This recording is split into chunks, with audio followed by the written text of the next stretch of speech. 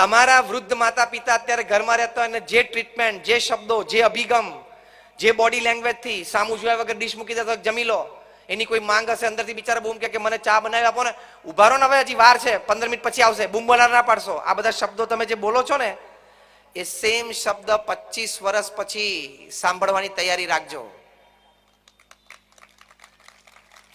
You will be paid back in your own coins. તમે તમારા વૃદ્ધ માતા પિતાને ઘરડા ઘરમાં મૂકી આવ્યા હોય તો સેમ રૂમની ડુપ્લિકેટ ચાવી લઈને જ આવજો. 25 વર્ષ પછી ત્યાં જ રહેવાનું છે. કારણ કે મા બાપને તમે મૂકી આવ્યા એટલે તમારા છોકરાને પણ સંસ્કાર પડી ગયા કે અચ્છા 70 વર્ષના થાય એટલે પેલું ઘરડા ઘર દેખાય છે ને પેલું રૂમ લીમડા નીચે ત્યાં જ રહેવાનું હોય, મોકલી આપશે. પ્રમુખ સ્વામી મહારાજને અમેરિકામાં, અહીંયા તો આપણે બહુ એવો મોટો પ્રશ્ન નથી પણ તોય છે આપણા સમાજમાં, પ્રમુખ સ્વામી મહારાજને પૂછવામાં આવ્યું અમેરિકામાં ન્યુયોર્ક એરપોર્ટ ઉપર કે આપણી સંસ્કૃતિ તો શ્રવણની છે, મા બાપની સેવા કરવાની હોય, એ રીતે બંને પેઢી નજીક રહે, સાથે ઘરમાં રહે. આપણા સમાજમાં ઘરડા ઘર કેવી રીતે શરૂ થઈ ગયા અને ઘરડા ઘર સમાજમાંથી નાબૂદ કરવા હોય, કાઢી નાખવા હોય તો શું ઉપાય છે? પ્રમુખ સ્વામી મહારાજે તરત જ ઉત્તર આપ્યો એમના વિશાળ અનુભવ પરથી, એમના શાણપણા ઉપરથી. એક જ વાક્યમાં ઉત્તર આપ્યો. પ્રશ્ન શું હતો? ઘરડા ઘર આપણા સમાજમાંથી કાઢી નાખવા હોય તો પ્રમુખ સ્વામી મહારાજે કહ્યું, તમે સમાજમાંથી બાળ ઉછેર કેન્દ્રો કાઢી નાખો, ઘરડા ઘર એની જાતે નીકળી જશે. કારણ કે સંતાનો નાના હોય ત્યારે મધર એન્ડ ફાધર બંને યંગ હોય, બંનેને પોતાનું કરિયર બનાવવું હોય એટલે સંતાનોને સમય ના આપે અને ચાઇલ્ડ કેર સેન્ટર્સમાં મૂકી આવે. એ સંતાનો મોટા થઈને તમને ઓલ્ડ એજ હોમ્સમાં મૂકી આવે. એ બંનેના સંબંધ છે. બાળ ઉછેર કેન્દ્રો અને ઘરડા ઘરને સીધો સંબંધ છે. ઘરડા ઘર કાઢવા હોય તો બાળ ઉછેર કેન્દ્રો કાઢી નાખવા પડે. તો આ સંસ્કાર આપણે આપવા પડે. એક બીજા 10 વર્ષના બાળકે લખેલું કે મારા માતા પિતા મારી હાજરીમાં ઝઘડે એ મને નથી ગમતું. એટલે તમારે ભૂલથી ઝઘડવું હોય ને તો છોકરા સ્કૂલે જાય ની રાહ જોજો. છોકરા સ્કૂલે જાય ને પછી અંદરથી દરવાજો બંધ કરીને 2 જણા બોક્સિંગ રિંગમાં આવી જવાનું, બોક્સ ગ્લોવ્સ પહેરીને. પણ છોકરાની હાજરીમાં ઝઘડતા નહીં, નહીં તો આ સંસ્કાર પડી જાય છે. કારણ કે ઊંચા સાદે તમે એની હાજરીમાં બોલો એટલે એને આ ટોન ખબર પડે છે કે અચ્છા આ સાદે અને આ ટોન ઉપર પણ ઘરમાં બોલી શકાય છે. એકવાર તમારી સામે પણ હાથ લાંબો કરીને બોલી જશે અને ધેટ ઇઝ એન્ડ. એ મર્યાદા તૂટી એટલે કાયમ માટેની તૂટેલી જ રહેશે. સંસ્કારની દ્રષ્ટિએ બીજી મોટી વાત છે કે તમારે નાનપણથી એને રામાયણ, મહાભારત જેવા ચરિત્ર ગ્રંથો એને સંભળાવવા જોઈએ. આ મહાન એપિક્સ છે. આપણા જીવનનો કોઈ પણ પ્રસંગ તમે બન્યો હોય, બની રહ્યો છે કે બનશે, એ પ્રસંગ રામાયણ કે મહાભારતમાં બન્યો જ હોય. તમે જો સારી રીતે વાંચી રાખ્યું હોય તો તમને સીધું માર્ગદર્શન મળે કે આ પ્રસંગે અર્જુન કે ભીમ કે દુર્યોધન એ લોકો કેવી રીતે વર્ત્યા, ભગવાન કૃષ્ણે શું ઉપદેશ આપ્યો, ભગવાન રામે શું ઉપદેશ આપ્યો. સીધું તમારે એવી રીતે પ્રેક્ટિકલ વર્તનમાં લાવી લેવાનું. કોઈ તમારે સોશિયલ કાઉન્સેલિંગની જરૂર જ નથી. કોઈની પાસે શું માર્ગદર્શન લેવા જવાનું ઘરના પ્રશ્નોનું? ઘરમાં જેટલા પ્રશ્નો ઉદ્ભવે છે તમામ પ્રકારના પ્રશ્નો ક્યાંક ને ક્યાંક તો રામાયણ ને મહાભારતમાં ઉદ્ભવેલા જ છે. એનું સમાધાન પણ આપેલું છે. તમે આ રામાયણ સારી રીતે વાંચી રાખી હોય, સમજી રાખી હોય તો એટલીસ્ટ ઘરમાં જે 2 પેઢી વચ્ચે પ્રશ્ન ઉભો થાય એમાં તમને એટલી તો ખબર પડે કે મારો રોલ આમાં શું છે, હું દશરથ છું, રામ છું, કઈ છું કે મંથરા છું, એટલી તો તમને ખબર પડે. અને મેનેજમેન્ટની દ્રષ્ટિએ એક નિયમ છે, the moment you know your role in the problem it is half solved. Management એમ કહે છે કે જે દિવસે તમને તમારા આ જે પ્રશ્ન છે એમાં તમારો રોલ શું છે એક્ઝેક્ટલી તમને ખબર પડે તો એ પ્રશ્ન અડધો તો ત્યાં જ સોલ્વ થઈ જાય છે કે મારો કેટલો પોઝિટિવ કેટલો નેગેટિવ રોલ છે આમાં. અહીંયા જે બેઠા છે તમામને એક સારો પ્રશ્ન પૂછવાનો, ફરી વખત ફેથફુલી ભગવાનને માથે રાખીને ઉત્તર આપજો. તમારા સંતાનો નાના 5-7 વર્ષના હતા ત્યારે તમે એ સંતાનોને આપણા બાળ વીરો શ્રવણ, પ્રહલાદ, નચિકેતા, ધ્રુવ એની વાતો તમે પોતે કરી હોય, ખોળામાં બેસાડીને કરી હોય, સામે બેસાડીને કરી હોય, એ આંગળી ઊંચી કરો.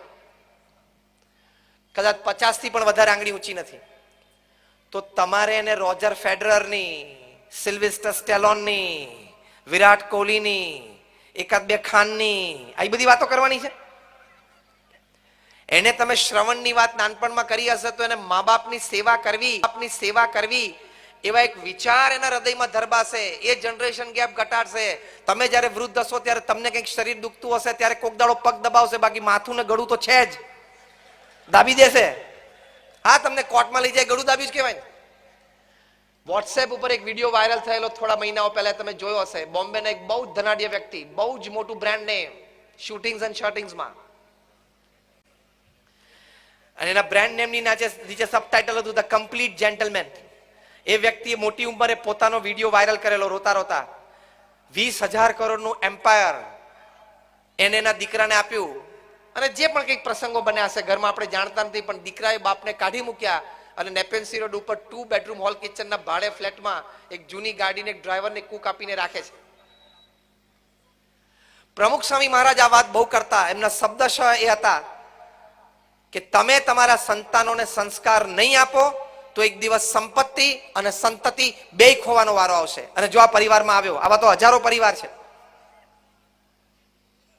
તો તમારે એને આ બધી સારી વાતો કરી પડે. આ વાતોમાં એટલું દૈવત છે. 1991ની સાલમાં મેં કલ્ચરલ ફેસ્ટિવલ ઓફ ઇન્ડિયા અમેરિકામાં કરેલો. આખું ભારત અમેરિકામાં મેં ઊભું કરેલું, મિડલસેક્સ કાઉન્ટી કોલેજમાં, એમસીસીના ગ્રાઉન્ડમાં, ન્યૂ જર્સી, અમેરિકામાં.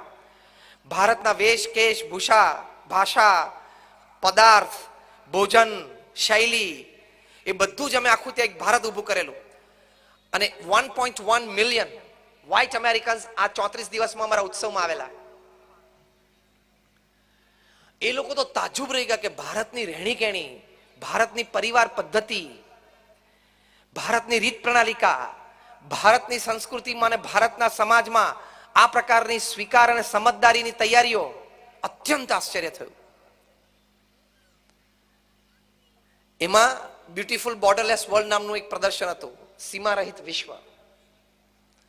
એમાં એક ટેબ્લોઇડ અમે મૂકેલો, જેમાં શ્રવણ છે એ કાવડમાં બેસાડીને પોતાના મા બાપને તીર્થયાત્રાએ લઈ જાય છે.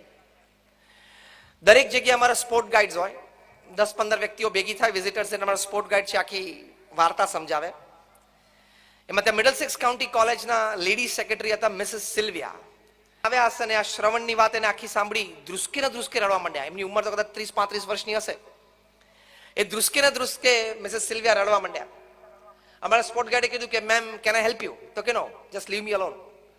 બહાર ગયા અને પાર્કિંગ લોટમાં ગયા, ગાડી લઈને સીધા ઘરડા ઘરમાં ગયા અને એના મા બાપને કહ્યું કે તમારી મેડિસિન્સ, તમારી કપડાં બધું લઈ લઉં છું, તમે બંને ગાડીમાં બેસી જાઓ. આજથી તમારા જીવનના છેલ્લા શ્વાસ સુધી તમારે મારા ઘરે રહેવાનું છે અને હું શ્રવણની જેમ તમારી સેવા કરીશ. એના મા બાપ કે હુ ઇઝ ધીસ શ્રવણ? તો કે હું તમને લઈ જાઉં જોવા માટે. એના મા બાપને લઈને આ બાઈ ત્યાં આવ્યા અને આ એક્ઝિબિશનમાં શ્રવણનો સ્પોટ દેખાડ્યો કે અહીંયાથી મને પ્રેરણા મળી.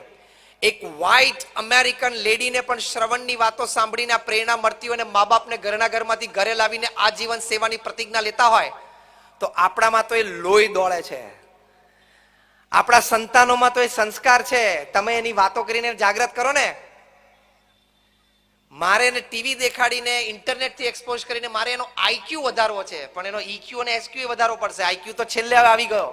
મોર than that is EQ, emotional quotient. એનાથી આગળની વાત આવી ગઈ સ્પિરિચ્યુઅલ કોશન્ટ. તો ઈક્યુ અને એસક્યુ નહીં વધારવો પડે. તમારી સ્કૂલમાં ખાલી આઈક્યુ ટેસ્ટ લેશે. સારી સ્કૂલો ને એમાં આઈક્યુ ટેસ્ટ લે છે. એમાં ઈક્યુ અને એસક્યુ ટેસ્ટ લેવાની એથી પદ્ધતિ નથી. તો એ બધી લાગણી, ભાવના, પ્રેમ ને શુભેચ્છા, 4 વાતો એને તમે આ સંસ્કાર આપશો તો ઉગશે. એ તો લાગણીહીન થઈ જશે. પેલા બાપે એક સંવાદ અમે બતાડ્યો હતો આ બાબતે. બાપે આવીને બિચારો થાકેલો તો સાંજે કહ્યું બેટા પાણી આપતો. તો પેલો મોબાઈલમાંથી માથું જ ઊંચું ના કરે, ગેમ રમતો હતો. તો કે પ્લીઝ હું થાકી ગયો છું, મને પાણી ના આપને. તો કે ડેડ હું થાકી ગયો છું. તો ડેડ કે તું તો, તારે તો વેકેશન છે, તું તો આખો દિવસ ઘરે હતો. કે સી આઈ એમ બિઝી, હું થાકી ગયો. આમાં જો આંગળીઓ કેવી દુખે છે, લો. કારણ કે ક્યારે એને એના બાપને, એના દાદાને પાણી આપતા જોયા નતા. આ વાતમાં ઘણું સમજી જજો. હા, તમારે તમારા સંતાનોને સંસ્કાર આપવા પડશે.